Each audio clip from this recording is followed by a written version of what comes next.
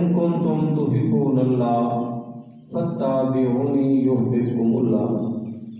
إن الله وملائكته يصلون على النبي يا أيها الذين آمنوا صلوا عليه وسلموا تسليما اللهم صل على سيدنا ومولانا محمد وعلى آل سيدنا ومولانا محمد وبارك وسلم دنیا تے لاکھ سونے ہون میرے آقا نال نہیں رہتے دنیا تے لاکھ سونے ہون میرے آقا نال نہیں رہتے کن فیکون تے گل کل دی گلے میرے آقا دے پیار ازل دے یوسف نبی بچ مصر وکاوے جد زور عشق دے چل دے سب صدقہ محبوب میرے دا کوہتوت ڈیوے بردے میرا نبی قیامت تک کا نبی ہے آخری نبی ہے آپ کے آنے سے نبوتوں کے دروازے بند ہو گئے 1,24,000 پیغمبر آئے ہر نبی و رسول نے اللہ کی توحید اپنی رسالت اور شریعت زندگی گزارنے کے طریقے بتائے 1,24,000 پیغمبروں کے بعد کائنات کے رسول تشریف لائے میرا نبی اب آخرت تک کا نبی ہے آخری نبی ہے اس دوران اگر کوئی نبوت کا دعویٰ کرے گا وہ رذیل ہے جھوٹا ہے کاذب ہے اس کی اطاعت اس کی فرما برداری کرنے والا بھی جھوٹا ہے کافر ہے اور کاذب ہے اور یہی عقیدہ ختم نبوت ہے عقیدہ ختم نبوت حضور کو آخری نبی ماننا ہمارے ایمان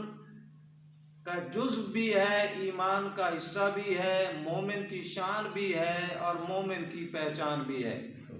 چونکہ اسلام کو اگر دیکھا جائے تو اسلام میرے نبی کے گرد گھومتا ہے نبی نے بتایا اسلام کیا ہے دین کیا ہے توحید کیا ہے معاملات کیا ہیں اخلاقیات کیا ہیں میرے نبی نے زندگی کے طریقے بتائے میرے نبی نے دین کے طریقے بتائے اب نبی کے بعد کوئی نبوت کا دعویٰ کرے گا تو وہ جھوٹا ہے اس لیے محبوب نے فرمایا میرے بعد کافی لوگ ہوں گے جو نبوت کا دعویٰ کریں گے لیکن ان میں کوئی بھی سارے کاذبین ہوں گے چونکہ اللہ کریم نے اس نبوت کی عمارت کی آخری اینٹ کی شکل میں مجھے بھیجا اب میں قیامت تک کا نبی ہوں تو اللہ کریم نے بھی قرآن پاک میں ارشاد فرمایا کان محمد ابا آدم من رجالکم ولکن رسول اللہ وخاتم النبیین وکان اللہ بکل شیء علیما کہ میرے محبوب تم میں سے کسی کے باپ نہیں ہیں ما کان محمد ابا آدم من رجالکم کسی بھی انسان کے وہ تو اللہ کے رسول ہیں وخاتم النبیین اور خاتم النبیین ہے وکان اللہ بکل شیء علیما اللہ ہر چیز سے جانتا ہے تو نس قطعی سے قرآن نے بتا دیا آخری نبی میرا کائنات کا رسول ہے آخری نبی آمنہ کا لال ہے آخری نبی حبیب کردگار ہے صاحب مختار ہے تو جو محبوب کریم کو آخری نبی نہیں مانتا وہ بے ایمان ہے وہ تارک قرآن ہے وہ قرآن کو نہیں مانتا قرآن کی نص کو نہیں مانتا قرآن کی آیت کو نہیں مانتا اور قرآن کی آیت تو بہت بڑی بات ہے قرآن کو اگر کوئی زبر کو زیر کرتا ہے زیر کو زبر کرتا ہے تو وہ بھی بے ایمان ہو جاتا ہے کیونکہ کسی نے یہ جرأت و طاقت نہیں کہ رب کے کلام میں تعریف کرے کیونکہ اس کلام کو اللہ کریم نے فرمایا ذالک الکتاب لا ریب فیہ کہ یہ قیامت تک کی اتھینٹک کتاب ہے حق والی کتاب ہے سچی کتاب ہے اس کا ماننا ضروری ہے اور اسی کے بارے میں فرمایا وَنَحْنُ نَزَّلْنَا الذِّكْرَ وَإِنَّا لَهُ لَحَافِظُونَ کہ اس قرآن کو نازل کرنے والے ہم ہیں اور اس کی حفاظت کرنے والے ہم ہیں تو اگر کوئی بے ایمان اگر کوئی نبی کی جگہ اپنی جگہ بنانا چاہتا ہے تو اس کی جگہ جہنم میں تو ہو سکتی ہے پر حضور کی جگہ وہ نہیں لے سکتا چونکہ رب کے بعد عظمت میں مقام میں شان میں میرا محبوب ہے رب کے بعد سب سے افضلیت کائنات کے رسول کی ہے، رب کے بعد سب سے بڑی شان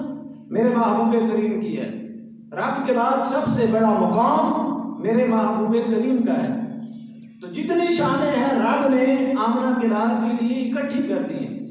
جتنے بھی نبی آئے ان کو نبوتیں ملی ہیں حضور کے صدقے، جتنے بھی، اور وہ نبی دعائیں مانگتے رہے کہ مولا کریم ہمیں نبوت سے نہ نواز بلکہ ہمیں اپنے حبیب کا امتی بنا دے۔ تو محبوب کریم کا امتی ہونا بھی بہت بڑا مقام ہے۔ چاہے جائے کہ محبوب جیسا بننا تو کوئی بھی محبوب جیسا نہیں بن سکتا۔ حضور نے جب اعلان نبوت فرمایا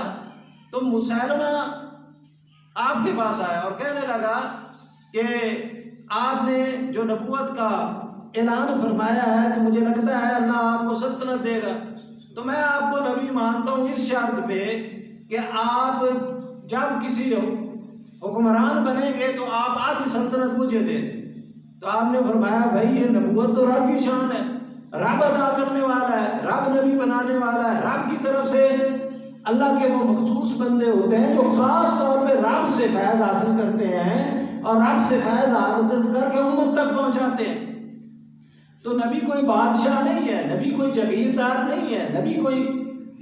زمینوں اور جائیدادوں کا مالک نہیں ہے۔ تو آپ کے پاس ایک کھجور کی خشک چھڑی تھی، آپ نے فرمایا کہ تو سلطنت کی بات کرتا ہے نا، آدھی کی بات کرتا ہے، میں تجھے یہ چھڑی دینے کے لیے بھی تیار نہیں، اس سوٹی دا بھی تو روادار نہیں لیندا، تو تے نبوت دا حصے دار تے بھانگیدار بندا پہ۔ آپ نے فرمایا یہ کذاب ہے، مسیلمہ کذاب۔ حضور صلی اللہ علیہ وآلہ وسلم کا وصال ہوا اور سیدنا صدیق اکبر جب خلافت میں متمکن ہوئے، ممبر خلافت پہ بیٹھے، امیر المومنین بنے، تو دو چیزیں ہوئی۔ ایک تو کچھ لوگوں نے زکوٰۃ دینے سے انکار کر دیا اور انہوں نے اس کو معمولی سمجھا، اور دوسرا اس مسلمہ نے 60,000 لشکر تیار کیا، 60,000 لوگوں کا، اور اس نے اپنے وہ لوگوں کو اکٹھا کیا، 60,000 لشکر کو اس نے اسلحہ سے لیس کیا اور مدینہ پہ چڑھائی کے لیے تیار ہو گیا، اسلام کو ختم کرنے کے لیے نبی کو نعوذ باللہ اس نے چاہا کہ حضور کی نبوت کو ختم کر دے گا، تو یہ نبی بن بیٹھا، اس نے نبوت کا اعلان کر دیا، جھوٹا نبی تھا۔ حضرت سیدنا صدیق اکبر نے پہلا چیلنج قبول کیا، فرمایا اگر حضور کے ہوتے ہوئے اگر کوئی بکری کی رسی بھی دیتا تھا نا زکوٰۃ میں وہ بھی لے کے رہوں۔ فرمایا کون ہوتے ہو تم کہ نبی نے جو چیز اور اللہ نے جو چیزیں حلال کی، اللہ نے جو چیزیں فرض کی، اور تم اس کو آج تم زکوٰۃ کے منکر ہو کر تم نماز کے منکر ہو جاؤ گے، پرسوں تم کلمے کے منکر ہو جاؤ گے۔ نہیں، آپ نے یہ، اور دوسرا آپ نے مسلمہ کے لیے لشکر تیار کیا اور حضرت خالد بن ولید کو بلایا، فرمایا خالد اس طرح یہ جھوٹا نبی ہے، نبی کی نبوت پہ حرف آ رہا ہے اور یہ دین کو نقصان پہنچانا چاہتا ہے، دین کے خلاف اٹھ کھڑا ہوا ہے، اے خالد میں چاہتا ہوں اس کی سرکوبی کے لیے تجھے بھیجے۔ فرمایا حضور بھیجیں، خالد تجھے 60,000 کا اس کا لشکر ہے، تجھے کتنی سپاہ چاہیے، کتنے فوجی چاہیے، کتنے لوگ چاہیے؟ فرمایا حضور 13,000 دے دیں۔ ادھے 60,000 ہے تو خالد بن ولید رضی اللہ تعالیٰ عنہ کی منگتے پہ 13,000، 5 گنا زیادہ لشکر، او دے مقابلے سیدنا صدیق اکبر نے مسکرا کے فرمایا خالد مقابلہ کی وجہ سے ایک دے مقابلے 5، ادھے 60,000 ہے، ادھے 13۔ فرمایا حضور اونا اصل نال مقابلہ کرنا، اسا حضور دے محبت نال مقابلہ، اسا حضور دے عشق نال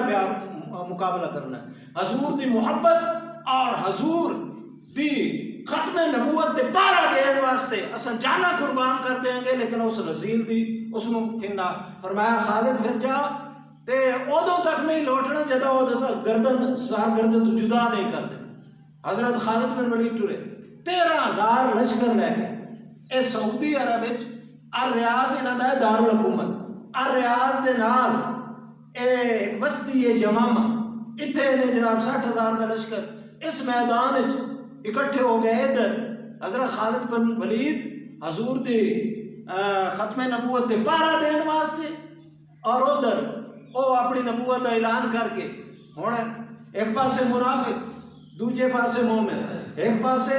انکار کرنے والا دوجے پاسے محبوب دے غلام 60,000 سامنے آیا 13,000 جدو مقابلہ شروع ہویا تو انہیں اتنی دلیری نال مقابلہ کیتا کہ صحابہ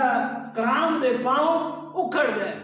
اور لشکر تتر بتر ہونے لگا۔ حضرت خالد بن ولید نے سب کو اکٹھا کیتا اور فرمایا مرنا تے آئی کیوں نہ حضور دی محبت وچ مریا جائے، حضور دی محبت حضور دے عشق حضور دے پیار کیوں نہ جان تے ویسے ہی اللہ نے لے لینی، بستر تے بھی آ جانی ہے، بیماری دی شکل وچ بھی آ جانی ہے، اور رستے چلدے بھی آ جانی ہے، سودا خریدنے چلدے ہی آ جانی ہے، کیوں نہ جان اس محبوب دے قدمہ تے نثار کیتی جائے کہ جدو بندہ جان دے کے رب دی بارگاہ پیش ہوئے تے رب دے فرشتے بھی گلدستے لے کے اس بندے دا استقبال کریں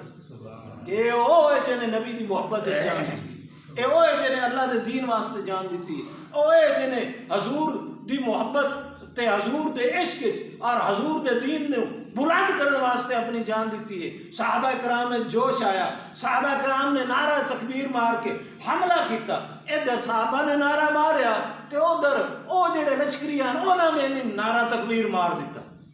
ادھر بھی اللہ اکبر ادھر بھی اللہ اکبر، چونکہ اللہ نو تے دوویں گھر مندے ہیں، اللہ نو تے دوویں گھر مندے ہیں، اصل تے ہائی مسئلہ نبوت دا، اوے اللہ نو تے کمینہ بھی مندہ ہے ربے والا،